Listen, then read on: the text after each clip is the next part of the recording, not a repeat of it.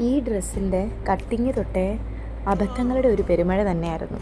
പക്ഷേ ഇതിൻ്റെ ഔട്ട്പുട്ട് കണ്ടു കഴിഞ്ഞപ്പോഴാണ് ആ അബദ്ധങ്ങളൊക്കെ നല്ലതിനായിരുന്നു എന്ന് എനിക്ക് മനസ്സിലായത്.